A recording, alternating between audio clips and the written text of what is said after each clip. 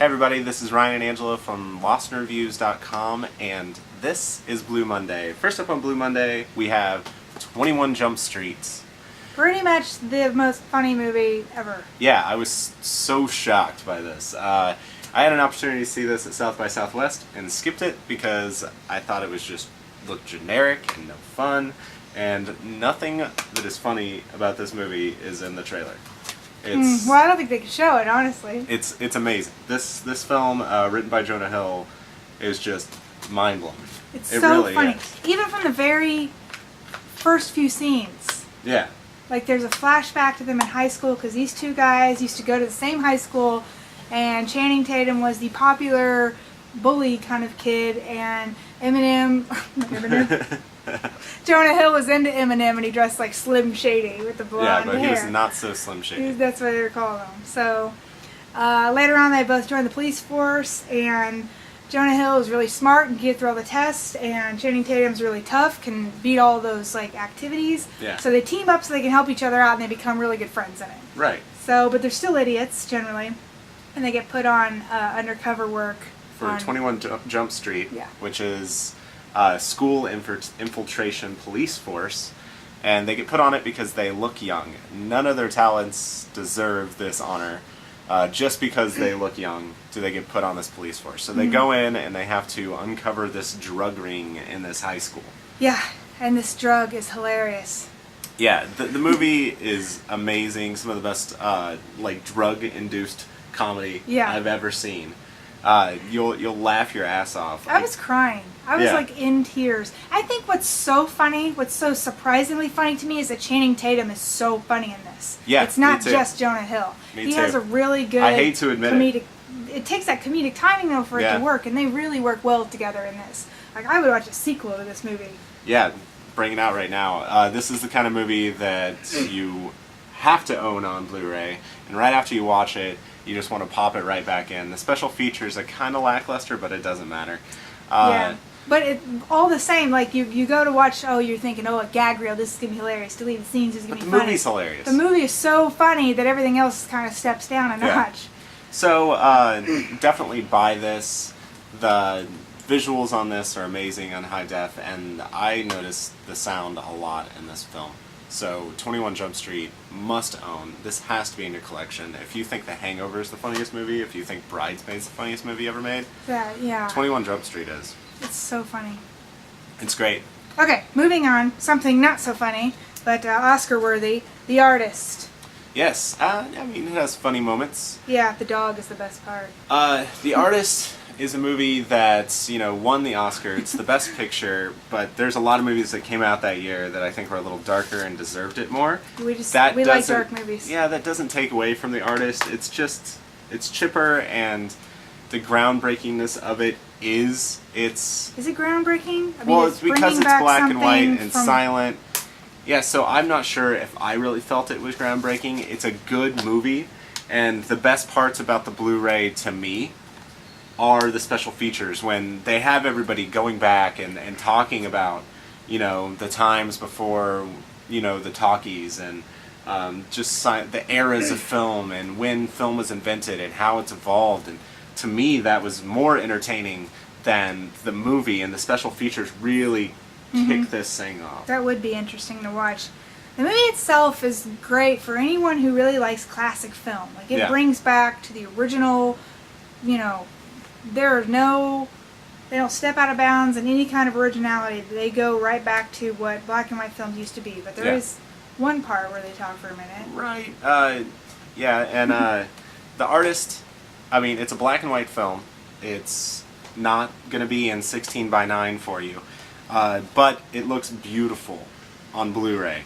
They shot it, full color palette and then just removed the color. And I think when they do that, it looks really, because you get better really shading good. With different shades of color that way. Yeah, so the movie is beautiful, and another thing that's interesting about the Blu-ray is going back and seeing, the behind-the-scenes stuff, because you get to actually see what they were wearing. You get to see, in color? Yeah, and it's bright, and it's vivid, and it's a great Blu-ray. So the special features are in color then? Yeah, the special features are in color, and people talk in them. Oh, that's so I different. know, shocking. I enjoy the, kind of case design on this.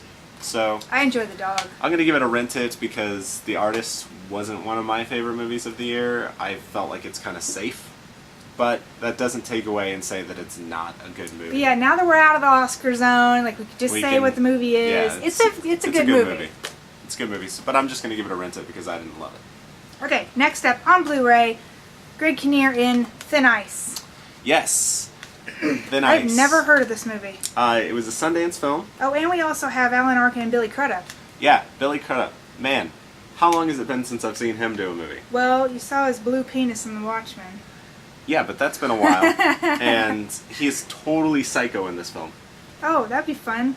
Yeah. He has a psycho mustache. So, Crudup and Kinnear team up to swindle this old man out of his $1 million violin. Oh, okay. So, the old man's senile, he's living alone, and he's going through his attic and finding stuff, and he gets this violin appraised because his friend is like, hey, my friend had a rug and it was worth $5,000. You should get all this crap that you have. They were watching one of those shows on HGTV, Yeah, Antiques Roadshow. So he gets his violin appraised, and it turns out to be a famous violin and worth millions of dollars. So Kinnear, he's getting a divorce, has lost all his money, being looked at by the IRS. So he takes this opportunity to steal this violin. So just But it probably can't be that simple, huh? No, I mean, crazy stuff obviously happens. there's a dead body on the front cover. So, go to do this, Stuff's going hijinks down. ensue, and the movie kind of goes along at a pace where you feel like, I know where this is going. I know exactly what this is. And then it takes a right turn that isn't not predictable, but just done so well that it really brings out the film and really changed my opinion of it by the time I reached the end. Okay. So I'm definitely giving Thin Ice a rent it. Okay. The What special about special features? Yeah, the special features are really good on here. We have the Sundance premiere, and I love that they're putting that kind of stuff on there. From festivals and stuff? letting people know what festivals are like. Yeah, I because they're kind of a enjoy big deal that. when you're there. But for people Yeah. who've never been there, they probably don't know. Yeah, and it What it's about. kind of just disappears, but now they're putting them on the Blu-rays, and It'll last that's forever now. That's really, really cool.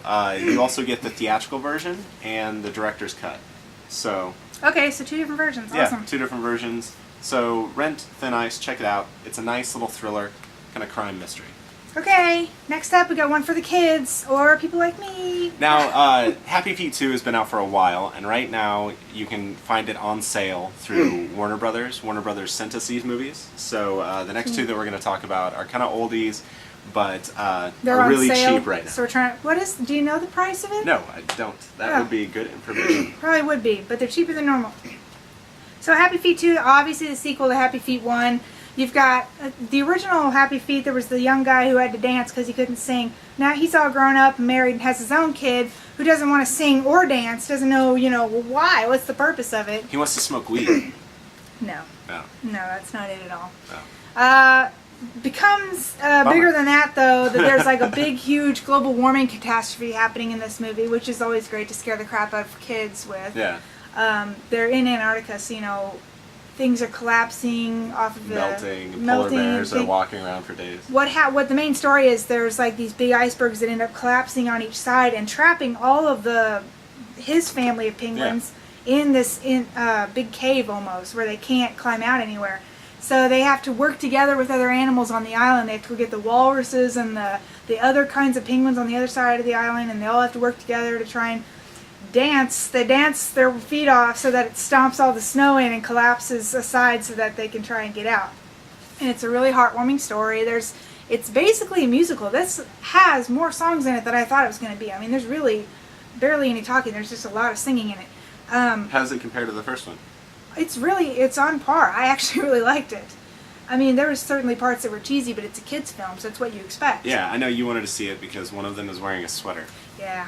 So that's all it really takes to sell Angel. Yeah, I liked it. He likes the sweater, too. So can you tell me about the special features? Special features. Okay, this is what's so great about... I think kids' movies are starting to do this more. You know, kids are not allowed to use remotes because it just mess things up. Oh yeah. So now what they're doing on these features is if you just let the credits run, it just starts going through all of the special features one by one. So you don't have to select anything.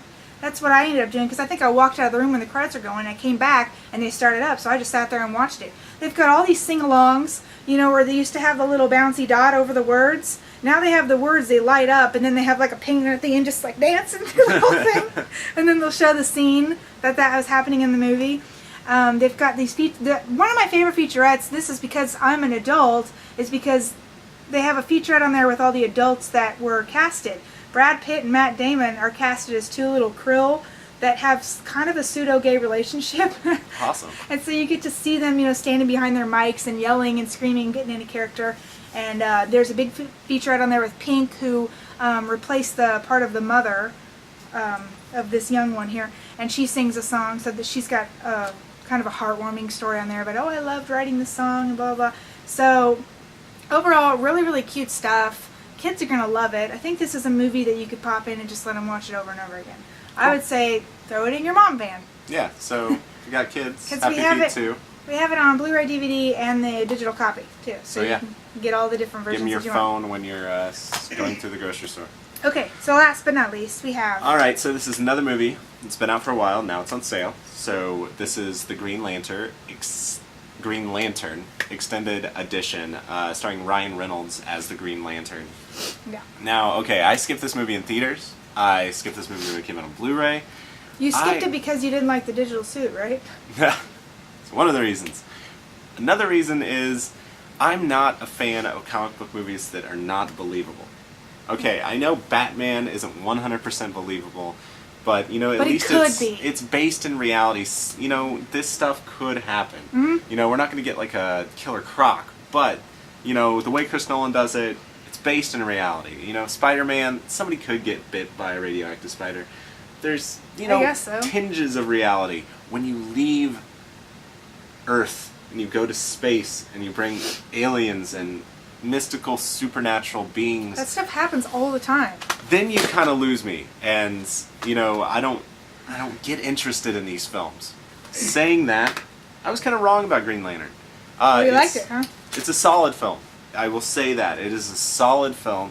It does pretty well to justify the Green Lantern kind of lineage and show, you know, a different side of a superhero. So, you know, somebody that requires a team of people to be a badass.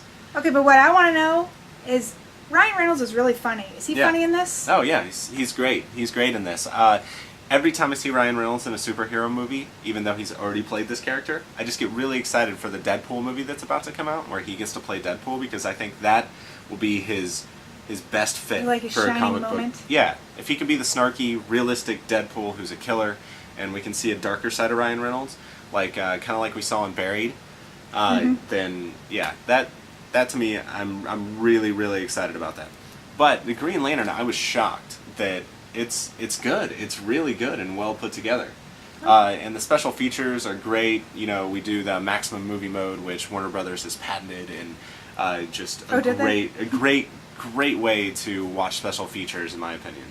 And it also goes back, and they talk about the lineage of, you know, the universe of Green Lantern, the DC universe, and then you also get a digital copy of a comic book that links Batman and Green Lantern together as they go on adventures, because eventually we all know that they're making these movies because they want to do what Marvel did, and they want to bring everybody together and get the DC Avengers. Yeah, they want to have Justice League, so, you know, we're getting another Green Lantern. It's gonna happen. Oh, are they working on a second movie of that already? Yes, just so, you know, can't skip out on the money-making power of the Avengers, so DC and has it'll probably to be on too. 3D. I'm going to suggest you check out Green Lantern. I'm not going to give it a buy it. If you can, check it out in 3D. I think that would be cool. But this is the extended cut. And yeah, just going to give it a rent it. Okay, that's it for this week. We have more for next week, so please come back and see us again. Yep, bye.